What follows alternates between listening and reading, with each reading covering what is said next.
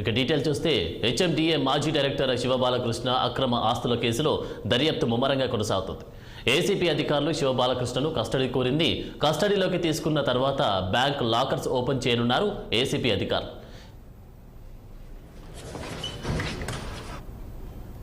ఇక ఇదే అంశంపై మరింత సమాచారం మా క్రైమ్ రిపోర్టర్ మణికంఠ అందిస్తారు. మణికంఠ, చెప్పండి మణికంఠ, అక్రమాస్తుల కేసులో అరెస్ట్ అయిన శివబాలకృష్ణను ఏసీపీ అధికారులు ఎన్ని రోజుల పాటు కస్టడీలోకి తీసుకునే అవకాశం కనిపిస్తుంది? అప్డేట్స్ ఏంటి?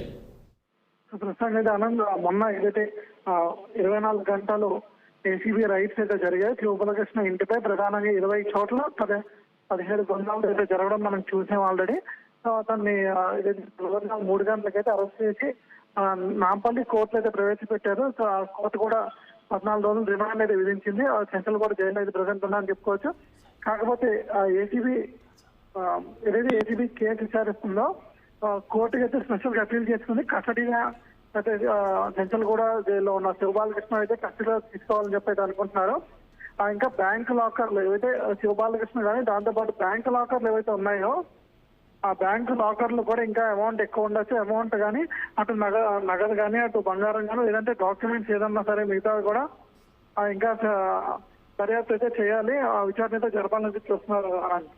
ఓకే మణికంఠ, ఇప్పటి వరకు జరిగినటువంటి సోదాల్లో అధికారులకు ఏ డాక్యుమెంట్స్ కానీ నగదే కానీ ఎంతవరకు స్వాధీనం చేసుకున్నారు?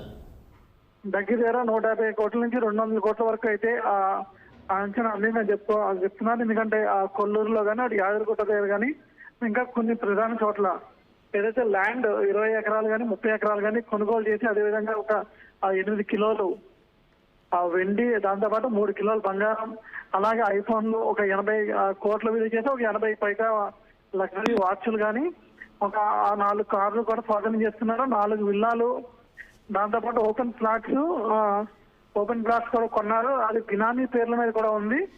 ఆ బినామీలు కూడా అయితే అదుపులో తీసుకున్నామని చెప్తున్నారు ఆనంద్. దాంతో పాటు ఈ శివబాలకృష్ణ ఏదైతే ఉన్నారో ఆ ప్రధానంగా ఉన్న మణికొండలోని ఇంటి పరిసరాల్లో కూడా అయితే ఆ ఇంటిని కూడా సీజ్ చేయడం జరిగింది ఆనంద్. Thank you Manikanta.